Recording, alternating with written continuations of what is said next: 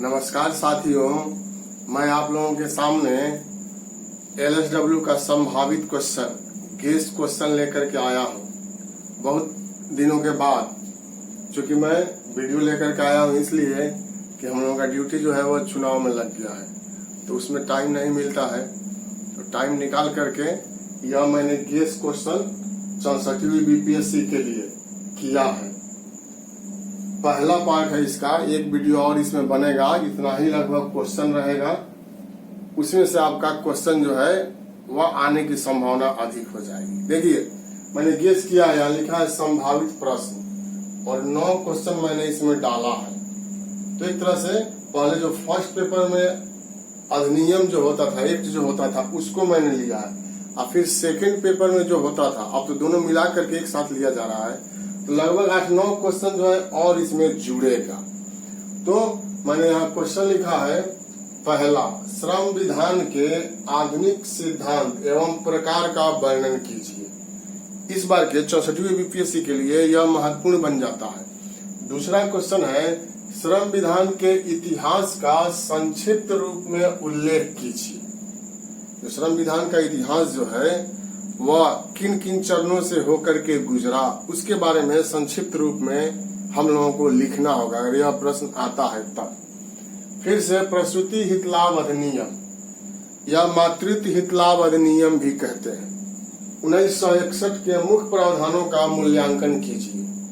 इसमें यह भी जोड़ सकता है आलोचनात्मक मूल्यांकन कीजिए। लास्ट में 2-4 पॉइंट आलोचना का होता है, वो जोड़ा जाता है और उसके बाद निष्कर्ष पर पहुंचा जाता है। तो इस बार के लिए यह क्वेश्चन भी काफी महत्वपूर्ण है। फिर से 4 नंबर क्वेश्चन है, शिशु कल्याण में बाल श्रम प्रतिषेध एवं विनियम अधिनियम 1986 के मुख्य प्रावधान का आलोचनात्मक वर्णन कीजिए। बाल श्रम से संबंधित है, यह 1986 में अधिनियम बना था और इस बार के लिए परीक्षा के लिए महत्वपूर्ण हो जाता है।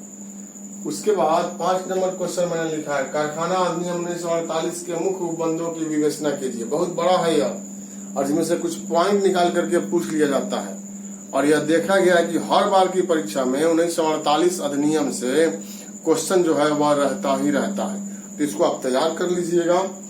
उसके बाद है 6 नंबर क्वेश्चन, मजदूरी भुगतान अधिनियम 1936 के मुख्य प्रावधानों का आलोचनात्मक वर्णन करें। इसमें से भी कुछ पॉइंट अलग निकाल लिया गया है कभी कभी और जो है वह पूछा गया। तो फुल क्वेश्चन बनाएंगे, जो भी पूछेगा उसमें से तो आसानी से हम लोग आंसर जो है वह दे सकते हैं। तो ऐसे ही आप कीजिएगा।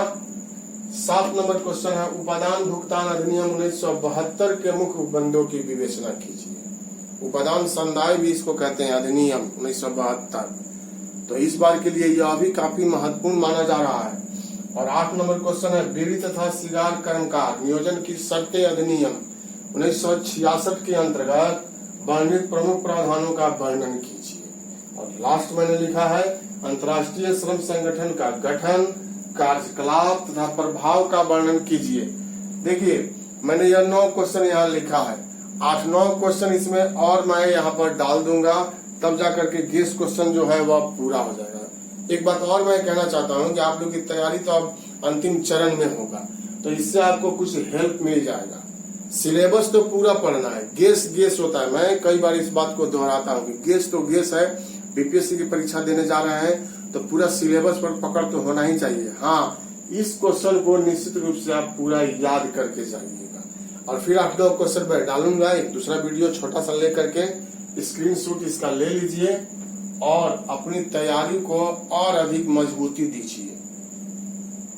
समय का अभाव है मेरे पास, लेकिन जैसे जैसे समय मिलेगा मैं वीडियो तो लेकर के आप लोगों के लिए आता ही रहूंगा। इधर कुछ व्यस्तता बढ़ गई है, फिर भी मैं यह वीडियो आप लोगों के लिए बना रहा हूं या बनाया हूं, तो इसको आप शामिल कर लीजिए। बहुत बहुत धन्यवाद। अच्छे से तैयारी करना है, अब समय नहीं है, माना जा रहा है कि जून के लास्ट में जो है वह परीक्षा हो जाएगी। बहुत बहुत धन्यवाद आप